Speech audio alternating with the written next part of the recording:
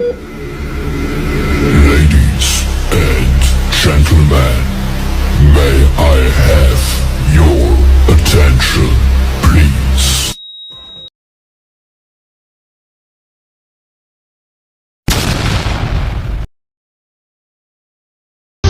Dua warga Indonesia yang positif terinfeksi virus Terjadi corona rekor disebut penambahan telah angka melakukan kematian kontak, COVID-19 penambahan kasus berdasarkan COVID-19 data yang di dihimpun Indonesia dari menjadi yang Kementerian terbanyak Kesehatan. sejak pertama kali cobaan dilakukan. berat karena beberapa hari terakhir ini wabah COVID-19 kembali merebak, kembali meningkat.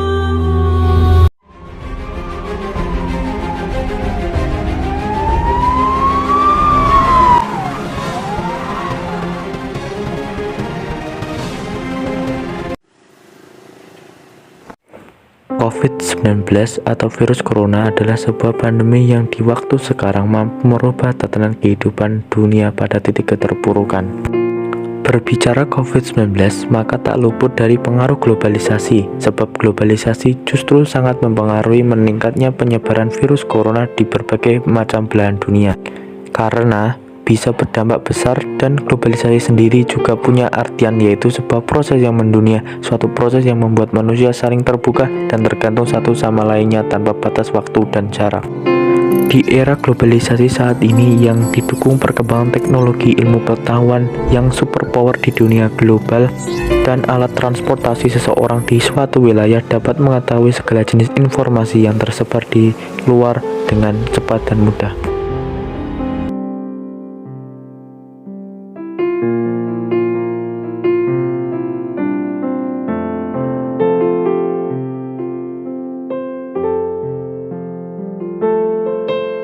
Dalam perkembangannya, virus corona ini sudah menembus 200 negara yang terinfeksi dengan jumlah penduduk di dunia lebih dari 4,4 juta yang terinfeksi. Dengan seiring perkembangannya waktu, jumlah tersebut akan naik lagi.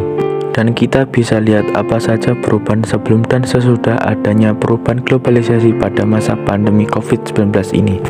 1. Pengangguran. Jumlah pengangguran di Indonesia meningkat selama periode Agustus 2020. Berdasarkan data Badan Pusat Statistik atau BPS, jumlah pengangguran mencapai 9,70 juta orang, naik 2,67 juta orang dibandingkan Agustus 2019. Kepala BPS Suharyanto sebut pandemi corona jadi penyebab tingkat pengangguran terbuka Indonesia alami kenaikan.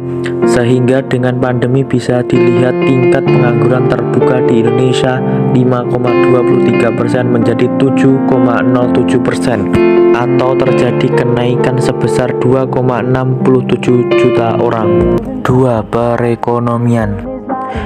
Tingkat kemiskinan Indonesia kembali meningkat setelah adanya pandemi COVID-19. Salah satu dari 10 orang di bawah Indonesia hari ini hidup di bawah garis kemiskinan nasional. Tingkat kemiskinan anak juga dapat meningkat secara signifikan.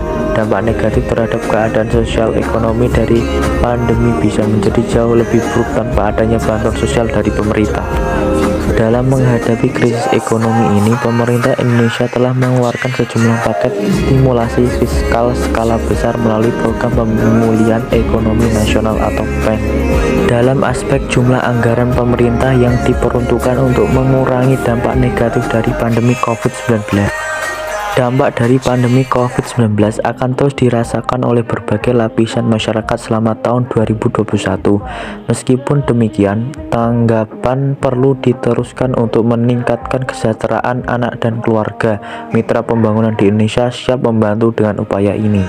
Itulah tadi penjelasan singkat tentang dampak globalisasi pada masa pandemi ini. Kita juga harus bisa memutus rantai penyebaran COVID-19 dengan sering-sering menjaga protokol kesehatan seperti sering-sering menggunakan masker saat keluar rumah, tidak berkerumun di tempat umum dan sering-sering jaga jarak, tidak berjabat tangan,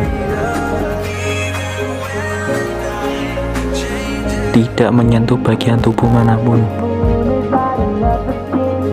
tidak bekerja di luar rumah, melainkan harus bekerja di dalam rumah. Cuci tangan pakai sabun dengan bersih.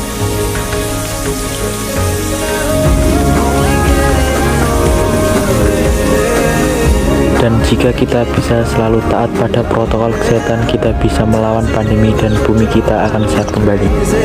Just how fast the night changes.